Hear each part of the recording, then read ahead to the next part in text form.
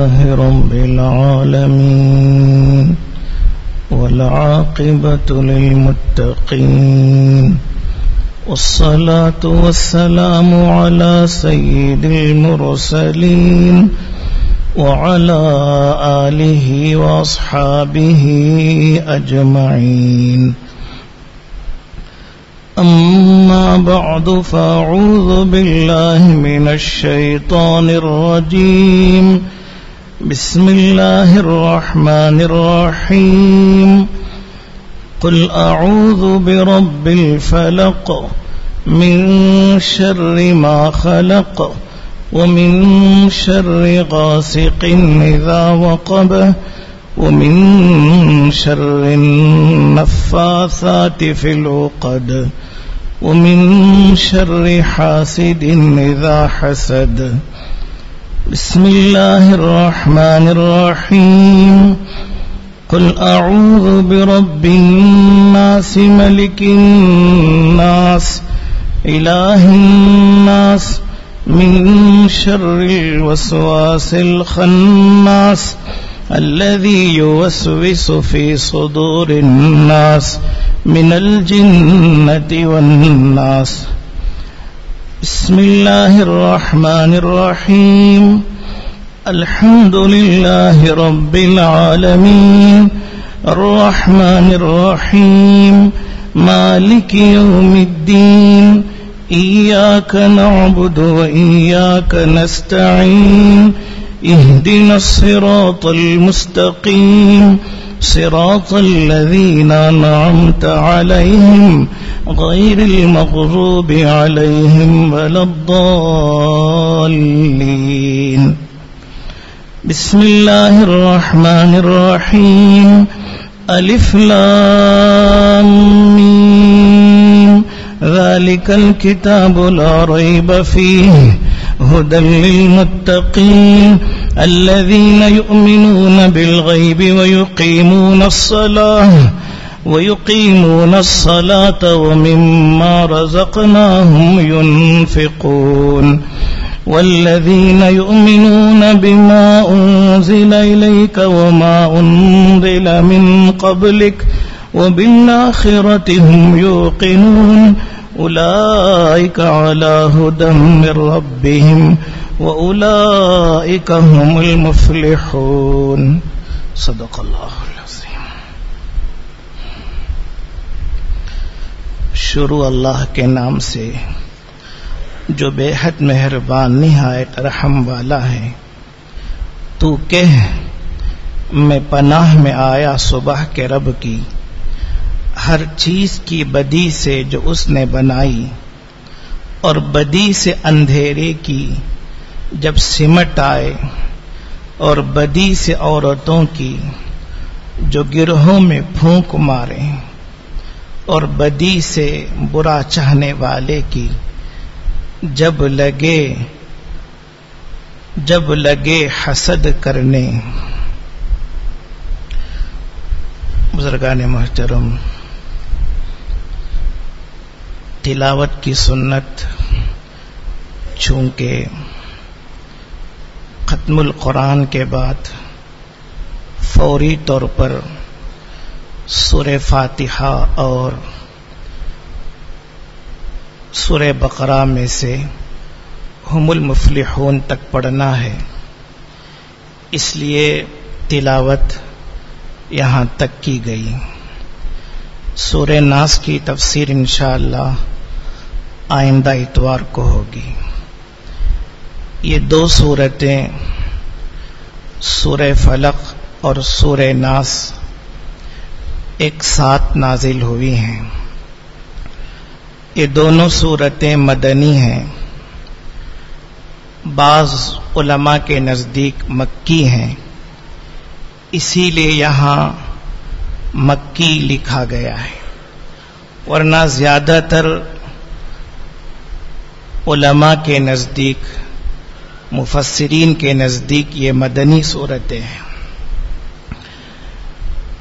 پہلی صورت سورہ فلق ہے، 5 آیتیں ہیں. آخری سورت سورہ ناس ہے، 6 آیتیں ہیں. ان دونوں صورتوں کا مضمون بھی مشترک ہے. ان دو صورتوں میں 5 چیزوں سے پناہ مانگی گئی ہے. سورہ فلق میں 4 چیزوں سے، سورہ ناس میں 1 چیز سے. سورہ فلق میں جن 4 چیزوں سے پناہ مانگی گئی ہے یہ دنیاوی چیزیں ہیں، دنیاوی آفتیں ہیں. سورہ ناس میں جس چیز سے پناہ مانگی گئی یہ اخروی آفت ہے، آخرت سے متعلق جو پریشانی ہے. تو 5 چیزوں سے پناہ مانگی گئی ہے ان 2 صورتوں میں. اتنی بات تو ہے کہ یہ 2 صورتیں ایک ساتھ نازل ہوئی ہیں.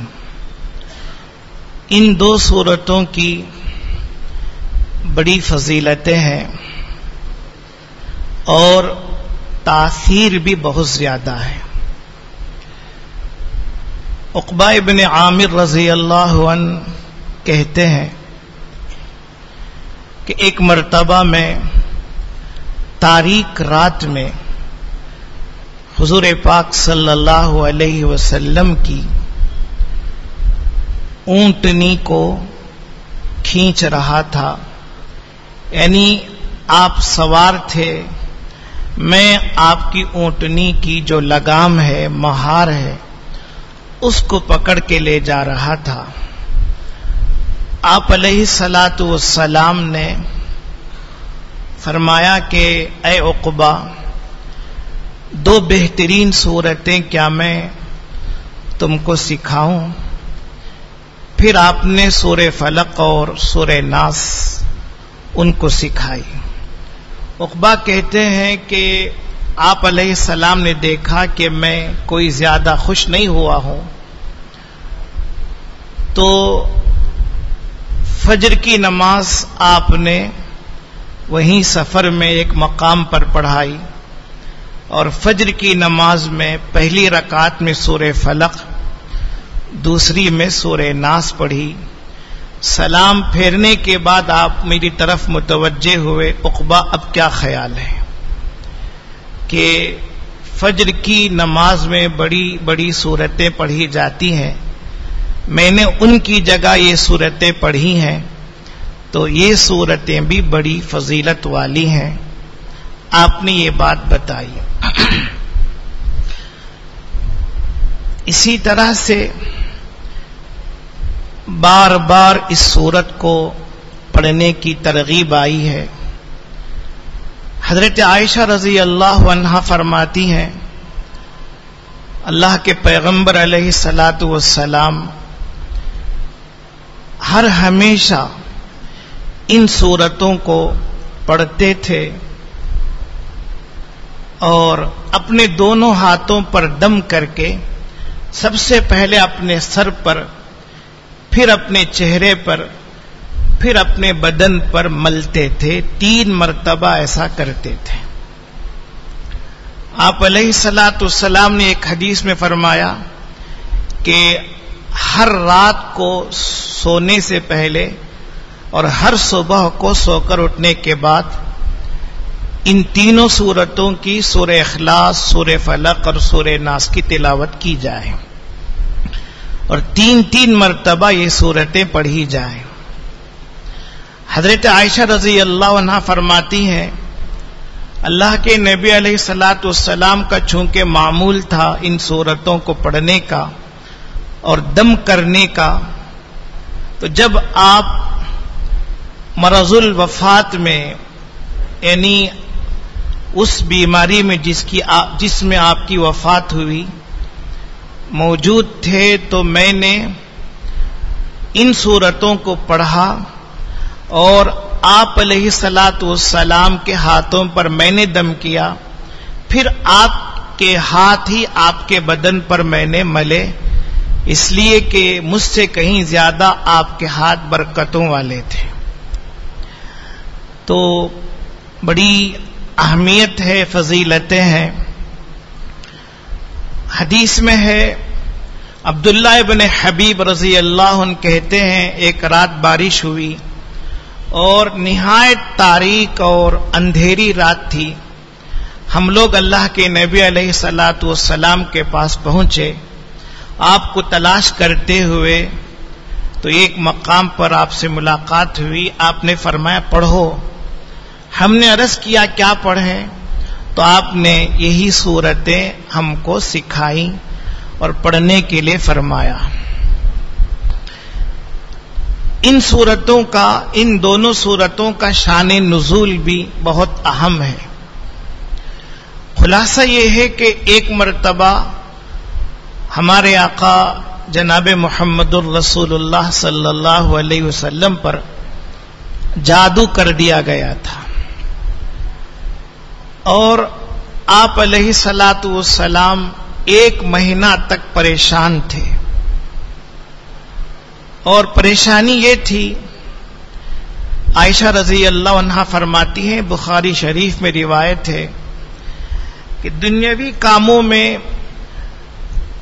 بعض کام ایسے ہوتے کہ آپ ان کو کر چکے ہوتے لیکن خیال ہوتا کہ آپ نے ان کو نہیں کیا ہے، اور بعض کاموں کو آپ نہیں کیے ہوتے خیال ہوتا کہ آپ نے کر لیا ہے. اور پھر ایک طرح سے بوجھ آپ کے سر پر بدن پر رہا. یہی کیفیت 1 مہینہ رہی. اب آئیے حدیث پاک کی طرف. بخاری شریف کی روایت حضرت عائشہ رضی اللہ عنہا سے مروی ہے کہ جب اللہ کے پیغمبر علیہ الصلوۃ والسلام اس پریشانی میں تھے تو ایک دن میرے پاس تشریف لائے اور فرمانے لگے، اے عائشہ، مجھے جو بیماری لاحق ہے اللہ نے اس کو بتا دیا کہ کیا بیماری ہے. جو مجھے بیماری ہے اللہ نے اس کی حقیقت بتا دی. ہوا یہ کہ میں سو رہا تھا، 2 فرشتے آئے، ایک میرے سرہانے بیٹھ گیا اور ایک میرے پاؤں کی طرف. جو سرہانے بیٹھا تھا اس نے پوچھا کہ ان کو کیا بیماری ہے. جو پیر کی طرف فرشتہ بیٹھا ہوا تھا اس نے بتایا کہ یہ مسحور ہیں، ان پر جادو ہوا ہے. پھر فرشتے نے پوچھا کس نے جادو کیا ہے؟ تو دوسرے نے بتایا لبید ابن عاصم منافق نے، جو پہلے مشرک تھا بعد میں یہودی ہو گیا اور منافق بھی تھا. لبید ابن عاصم منافق نے جادو کیا ہے. ایک نے پوچھا کس چیز میں جادو کیا ہے؟ اس نے کہا کہ کنگھی میں اور اس کے دندانوں میں جادو کیا گیا ہے اور کچھ بالوں میں. پوچھا کہ وہ جادو ہے کہاں کیا گیا ہے؟ بخاری شریف کی روایت ہے جو میں آپ کے سامنے بتا رہا ہوں. تو دوسرے فرشتے نے کہا بئر ذی اروان یا بئر ذروان جو بھی ہو، ایک کنواں ہے، اس کنواں میں کھجور کا جو خوشہ ہے اس خوشے میں، اس کے غلاف میں جادو کیا گیا ہے، اور جو آپ کی کنگھی ہے اس کو اور بالوں کو لے کر اس میں 11 گرہیں گھانٹیاں لگائی گئیں اور ہر گرہ میں ایک سوئی رکھی گئی اور اس کو کنواں کے اندر ایک پتھر کے نیچے رکھ دیا گیا ہے. یہ ساری تفصیل آپ کو خواب میں بتائی گئی. آپ علیہ الصلوۃ والسلام حضرت عائشہ سے فرماتے ہیں کہ یہ تفصیل مجھے بتائی گئی. پھر آپ نے حضرت علی کو، حضرت عمار کو، ایک اور صحابی کو بھیجا، جاؤ وہاں سے اس کو نکالو. پھر خود آپ علیہ الصلوۃ والسلام بھی پہنچ گئے اور فرمایا کہ یہی وہ کنواں ہے جو مجھے خواب میں دکھایا گیا. یہاں تک روایت ہے. پھر دوسری کتابوں میں ہے کہ پہلے اس کا پانی خالی کروایا گیا، پھر پتھر نکالا گیا، پھر وہ گرہیں جو گھانٹیاں تھی ان کو یعنی کنگھی اس کے دندانے وغیرہ نکالے گئے. اسی وقت حضرت جبرائیل یہ دونوں صورتیں لے کر آئے اور نازل ہوئے اور فرمایا کہ اے پیغمبر علیہ الصلوۃ والسلام ایک ایک گرہ گھانٹی کھولتے جائیے اور ایک ایک آیت پڑھتے جائیے. تو پہلی صورت میں 5 آیتیں، بعد کی صورت میں 6 آیتیں، کل 11 آیتیں ہوئی. تو آپ ایک ایک آیت پڑھتے تھے، ایک ایک گرہ کھولتے تھے. جب 11 گرہیں کھل گئیں، گھاٹیاں کھل گئیں تو ایک دم سے آپ کے بدن سے بوجھ اتر گیا اور جو کچھ کیفیت تھی پریشانی کی وہ کیفیت دور ہو گئی. حضرت عائشہ رضی اللہ عنہا نے اور بعض صحابہ نے عرض کیا کہ جب آپ کو معلوم ہے کہ جادوگر کون ہے تو آپ اسے سزا کیوں نہیں دیتے؟ آپ نے فرمایا اے عائشہ میری تکلیف دور ہو گئی، کافی ہے. میری تکلیف اللہ نے دور کر دی، یہی مجھے کافی ہے.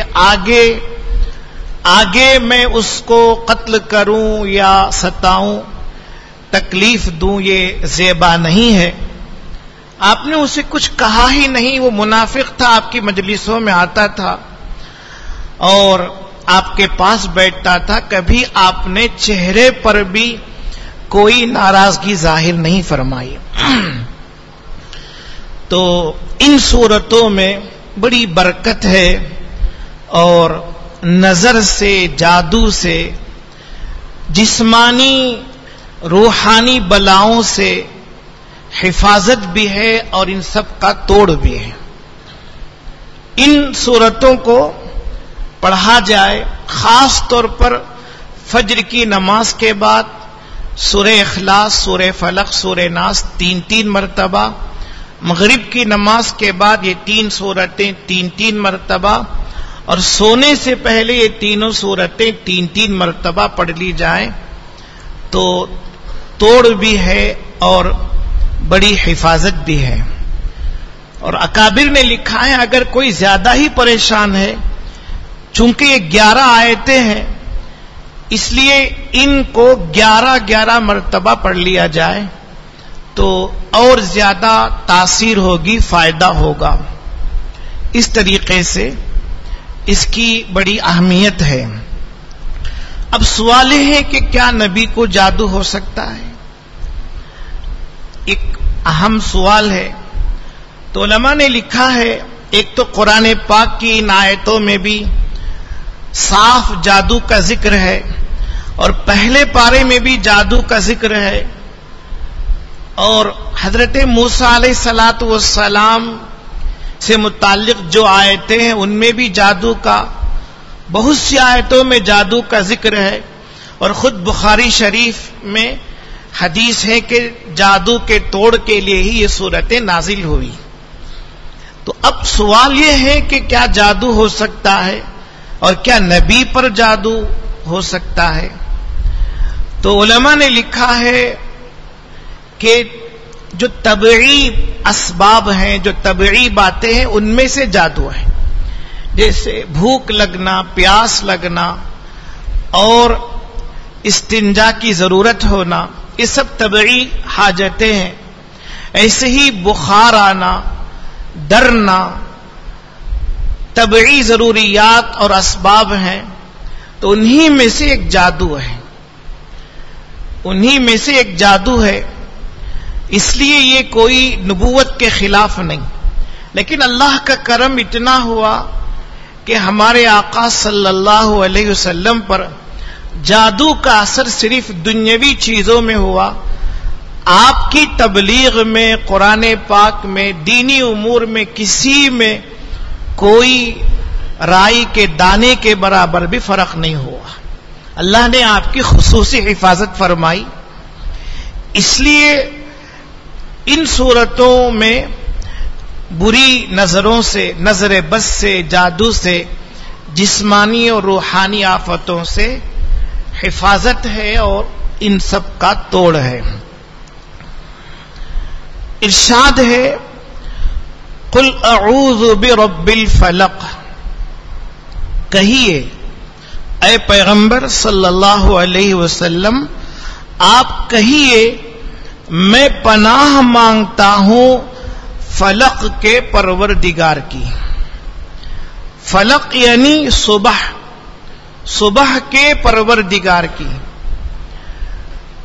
فلقہ کے معنی ہے پھٹنا. رات ختم ہوتی ہے، صبح پھٹتی ہے، صبح نمودار ہوتی ہے. قرآن میں دوسری جگہ ہے فالق الاصباح، اللہ ہی صبح کو لے آنے والے ہیں، اس کو پھاڑنے والے ہیں. تو رات کی جو تاریکی رہی ہے، بہت خطرناک تاریکی، اس کو ختم کرنے والے صرف اللہ ہے. قل اعوذ برب الفلق، آپ کہیے میں پناہ مانگتا ہوں، پناہ چاہتا ہوں رب فلق کی، صبح کے پروردگار کی. صبح کے پروردگار کی پناہ مانگتا ہوں، اللہ کی پناہ میں آتا ہوں. کس کس چیز سے پناہ ہے، کس کس چیز سے حفاظت ہے، آگے وہ 4 چیزیں بیان کی جا رہی ہیں. من شر ما خلق، ساری مخلوق کے شر سے، ساری مخلوق کے شر سے. اب ہر مخلوق کے ہر برائی سے حفاظت ہو جائے، اللہ کی مہربانی کے علاوہ ایسا نہیں ہو سکتا ہے. اب ایک جملے میں کتنی اہم دعا ہو رہی ہے اور اللہ کی پناہ حاصل ہو رہی ہے. اسی لیے مفسرین نے لکھا ہے توکل اور اللہ پر بھروسے کا اس میں بہت اہم سبق دیا گیا ہے. توکل کا اور اللہ پر بھروسے کا بہت اہم سبق ہے. من شر ما خلق، مخلوق کی برائی سے جتنی چیزیں اللہ نے پیدا کی ہیں، انسان، جنات، حیوانات، نباتات، جمادات، اور ان سے متعلق دوسری اور جتنی چیزیں ہیں، ان سب کی برائی سے میں پناہ مانگتا ہوں. اب یہ 2 باتیں ہیں. بعض تو مستقل مصیبتیں ہیں، آفتیں ہیں، بعض مصیبتوں اور آفتوں کے اسباب ہیں. یہاں دونوں باتیں مراد ہیں. مصیبتوں سے، آفتوں سے پناہ یہ بھی اللہ ہی دیں گے. مصیبتوں اور آفتوں کے جو اسباب ہیں، ان اسباب سے بھی پناہ مانگی جائے، اللہ سے دعائے حفاظت کی جائے. آفتوں اور مصیبتوں کو ہم سمجھتے ہیں. اسباب کیا ہیں؟ اسباب معاصی، سیئات، ذنوب، گناہ ہیں، کفر و شرک اور بدعات ہیں کہ یہ عمومی طور پر اسباب ہیں آفتوں اور بلاؤں کے، مصیبتوں کے. تو مخلوق کے شر سے، مخلوق کے نقصانات سے جو پناہ اللہ کی چاہی جا رہی ہے، تو جو براہ راست آفتیں ہیں، ان آفتوں سے بھی کوئی نقصان نہ آوے، کوئی مصیبت نہ آوے. اور جو مصیبتوں کے اسباب ہیں ان سے بھی کہ اللہ ان سے بھی حفاظت فرمائے، کفر سے، شرک سے، معاصی سے، گناہوں سے، بدعات سے بھی اللہ کی پناہ حاصل کی جائے. یہاں یہ بات بھی کہی جا رہی ہے. قل اعوذ برب الفلق من شر ما خلق، ساری مخلوق کے شر سے اور ہر چیز کی برائی سے میں اللہ کی پناہ حاصل کرتا ہوں، مانگتا ہوں. تو پہلی بات تو ہوئی من شر ما خلق. ومن شر غاسق اذا وقب، اور اندھیرے کی شر سے، اندھیرے کی برائی سے جب سمٹ آئے. اندھیرا، تاریکی جب چھا جائے پھیل جائے. تاریکی کب چھاتی ہے پھیلتی کب ہے؟ رات کو. اور جیسے جیسے رات آگے بڑھتی ہے تاریکی بڑھتی چلی جاتی ہے، پھیلتی چلی جاتی ہے. رات کا یہ وقت جہاں آرام کا، راحتوں کا ذریعہ ہے، یہی وقت مصیبتوں کے پیش آنے کا بھی سبب ہے، ذریعہ ہے. رات ہی میں جنات و شیاطین زمین پر پھیل جاتے ہیں. رات ہی کو جنات و شیاطین زمین پر پھیلتے ہیں. حدیث میں تو صاف لکھا گیا ہے، اللہ کے نبی علیہ السلام فرماتے ہیں کہ بچوں کو رات کے ابتدائی وقت میں اور دن کے آخری وقت میں اپنے گھروں سے باہر نہ لاؤ. اس وقت شیاطین پھیلتے ہیں اور اثر ہوتا ہے. حدیث پاک میں یہ بات کہی گئی. ایک تو شیاطین اور جنات رات میں پھیلتے ہیں، پھر چور، ڈاکو، لٹیرے، اچھکنے والے یہ بھی راتوں میں آتے ہیں. راتوں ہی میں ان کے کام ہوتے ہیں. ان کے علاوہ بھی فاسق و فاجر لوگ جو بدماشی کرتے ہیں، رات کو خواہشات میں گزارنا چاہتے ہیں، وہ بھی رات کا انتخاب کرتے ہیں. ایسے ہی جادو کرنے والے لوگ بھی رات ہی کا وقت منتخب کرتے ہیں کہ رات میں اطمینان سے ان کا کام پورا ہوتا ہے.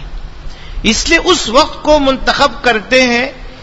اس لیے رات کے شر سے پناہ مانگی جا رہی ہے کہ ہم رات میں سونے جا رہے ہیں، پتہ نہیں کون چور آ جائے، کون ڈاکو آ جائے، کون لٹیرا آ جائے، کون فاسق و فاجر آ جائے، پتہ نہیں کون ہے جو ہمارے خلاف جادو کر رہا ہے. تو اب ان تمام شرور سے پناہ اللہ کی حاصل کر رہے ہیں. تو ہم کو معلوم بھی نہیں ہے ادھر سے اللہ ہماری حفاظت کر رہے ہیں. اس لیے اہتمام کے ساتھ پوری توجہ کے ساتھ، انہماک کے ساتھ ان سورتوں کو پڑھنا چاہیے. وَمِن شَرِّ غَاسِقٍ إِذَا وَقَبَ، اور اندھیرے کی برائی سے، غاسق غروب ہونے والا. اور راتوں میں بھی جب چاند کی روشنی بھی نہ رہے تو اور زیادہ مصیبت آتی ہے.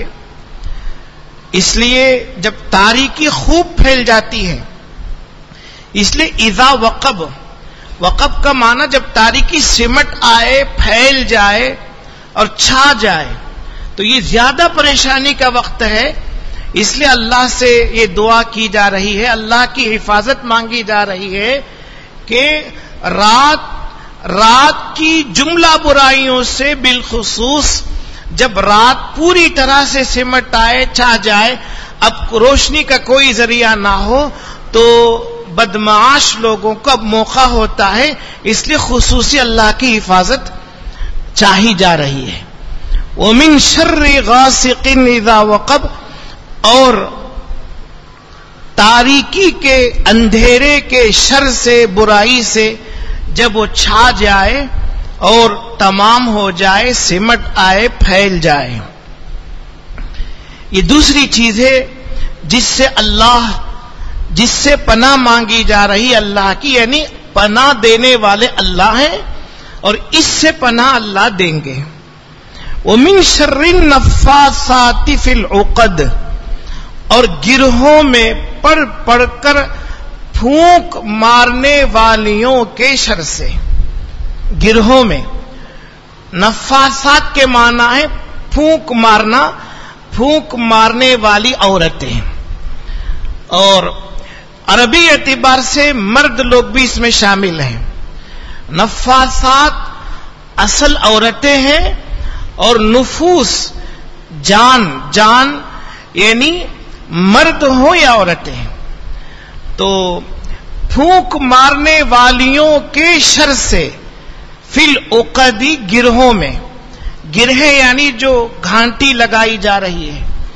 تو جو گرہ لگائی جا رہی ہے اس میں پھونک پھونک کر پڑھ کر پھونک مار کے گرہ لگائی جا رہی ہے، تو اب اس کے شر سے اللہ کی پناہ حاصل کی جا رہی ہے۔ وَمِن شَرِّ النَّفَّاثَاتِ فِي الْعُقَدِ، ایک تو چونکہ ہمارے آقا صلی اللہ علیہ وسلم پر جادو لبید ابن عاصم نے اور اس کی بیٹیوں نے کیا تھا۔ لبید ابن عاصم بڑا جادوگر تھا، تو لوگوں نے اس سے کہا کہ تم جادو کرو، اس طریقے سے آپ علیہ الصلاۃ والسلام کا جو زور ہے، آپ کی جو روحانی طاقتیں ہیں اور جن کا مقابلہ نہیں ہو رہا ہے وہ ختم ہو جائے۔ تو لبید ابن عاصم خود بھی شریک ہوا اور اپنی بیٹیوں کو بھی شریک کیا۔ اس لیے خاص کہہ رہے ہیں پڑھ کر پھونک مارنے والیوں کے شر سے۔ علماء نے لکھا ہے کہ عورتیں اپنے مزاج کی مناسبت سے اس کام کو زیادہ پسند کرتی ہیں، ان کو اس کام سے زیادہ لگاؤ ہوتا ہے، اس لیے خاص طور پر نفاثات کا ذکر کیا گیا ہے کہ پھونک مارنے والیوں کے شر سے، ان کی برائی سے اللہ کی پناہ حاصل کی جا رہی ہے۔ تو مرد ہوں تو عورتیں ہیں تو دونوں یہاں مراد ہیں، اور خاص چونکہ عورتوں کو زیادہ مناسبت ہے اس لیے ان کا ذکر کیا گیا ہے۔ وَمِن شَرِّ النَّفَّاثَاتِ فِي الْعُقَدِ، اور گرہوں میں پڑھ کر پھونک مارنے والیوں کے شر سے میں اللہ کی رب فلق کی پناہ حاصل کرتا ہوں۔ وَمِن شَرِّ حَاسِدٍ إِذَا حَسَدَ، اور حسد کرنے والے کی برائی سے جب وہ حسد کرنے لگے۔ حسد کرنے والے کی برائی سے یہ چوتھی چیز ہے، اور یہ چاروں چیزیں دنیاوی امور سے متعلق ہیں، اگرچہ نقصان دینی اعتبار سے بھی ہوتا ہے، دنیاوی اعتبار سے بھی ہوتا ہے، لیکن دنیا کے امور ہیں۔ وَمِن شَرِّ حَاسِدٍ، حسد کسے کہتے ہیں؟ علماء نے تعریف لکھی ہے کہ دوسرے کے پاس جو نعمت ہے اس کے زوال کی خواہش کرنا۔ فلاں کے پاس جو نعمت ہے، مال ہو، حسن ہو، اچھی آواز ہو، کوئی کمال ہو، کوئی ہنر ہو، کہ اس سے وہ ختم ہو جائے، اس سے کوئی مطلب نہیں کہ مجھے حاصل ہو یا نہ ہو، اس سے کوئی مطلب نہیں۔ دوسرے کے پاس وہ نعمت و دولت نہ رہے، یہ ہوتا ہے حسد۔ ایک ہوتا ہے غبطہ، غین با تا ہا، غبطہ کہتے ہیں فلاں کے پاس جو نعمت ہے وہ نعمت اللہ مجھے بھی دے دے، اس کے پاس بھی رہے، وہ نعمت اللہ مجھے بھی دے دے، یہ غبطہ ہے، یہ جائز ہے۔ اس کو رشک بھی کہتے ہیں، یہ جائز بھی ہے اور مستحسن بھی ہے، اچھی بات ہے کہ جو چیز فلاں کے پاس ہے اللہ وہ مجھے بھی دے دے، اس کا ثبوت حدیث سے بھی ہے۔ لیکن حسد انتہائی بڑی برائی ہے، نہایت بڑی برائی ہے۔ علماء نے لکھا ہے سب سے پہلے آسمان میں اور زمین میں حسد کا گناہ ہی ہوا۔ آسمان میں سب سے پہلے حسد کا گناہ شیطان نے کیا حضرت آدم علیہ السلام سے، اسے حسد ہو گیا تھا، حسد کے نتیجے میں تکبر ہو گیا تھا۔ حسد ہو گیا کہ میں آگ سے پیدا کیا گیا ہوں اور یہ مٹی سے پیدا کیے گئے ہیں اور مجھے حکم دیا جا رہا ہے ان کے آگے سجدہ کرنے کا، یہ کیسے ہو سکتا ہے؟ حسد ہو گیا۔ حسد کی وجہ سے شیطان جو بڑا عبادت گزار تھا وہ اللہ کے یہاں ملعون ہوا، اس کی کوئی عبادت کام نہیں آئی، اور ایسا ملعون ہوا کہ ہمیشہ ہمیشہ کے لیے مردود ہو گیا۔ اور دنیا میں بھی سب سے پہلے حسد ہی کا گناہ ہوا۔ حابیل قابیل جو آدم علیہ السلام کے دو بیٹے ہیں، ان میں سے قابیل نے حابیل پر حسد کیا، حسد کر کے یہ کہا جو آدم علیہ السلام نے شرعی مسئلہ بتایا میں اس پر راضی نہیں ہوں. آگے آدم علیہ السلام نے کہا کہ قربانی پیش کرو، جس کی قربانی قبول ہوگی وہی جو ہے اس سے شادی کر سکے گا. خلاصہ میں کہہ رہا ہوں، اب پھر سے حابیل کی قربانی قبول ہو گئی تو اب قابیل نے ٹھان لی، ارادہ کر لیا کہ مجھے حابیل کو راستہ سے ہٹانا ہے اور اسے قتل کر کے ہی اس نے دم لیا. تو زمین پر بھی سب سے پہلے حسد ہی کا گناہ ہوا. حسد اتنی بری چیز ہے کہ آدمی اس کی وجہ سے کیا کر جائے پتہ نہیں ہے، اللہ حفاظت کرے. تو حاسد کے حسد سے ہمیشہ اللہ سے پناہ مانگنی چاہیے.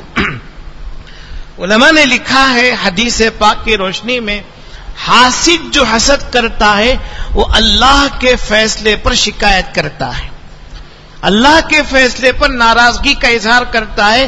اے اللہ فلاں نعمت تو نے اس سے کیوں دی، مجھے کیوں نہیں دی. لہذا وہ اللہ پر ناراض ہوتا ہے، اعتراض کرتا ہے. اس لیے حسد بہت خطرناک چیز ہے. حسد سے پناہ مانگنی ہے اللہ کی، اور اپنے دل کو حسد سے خالی کرنا ہے. اور اس کا علاج کیا ہے؟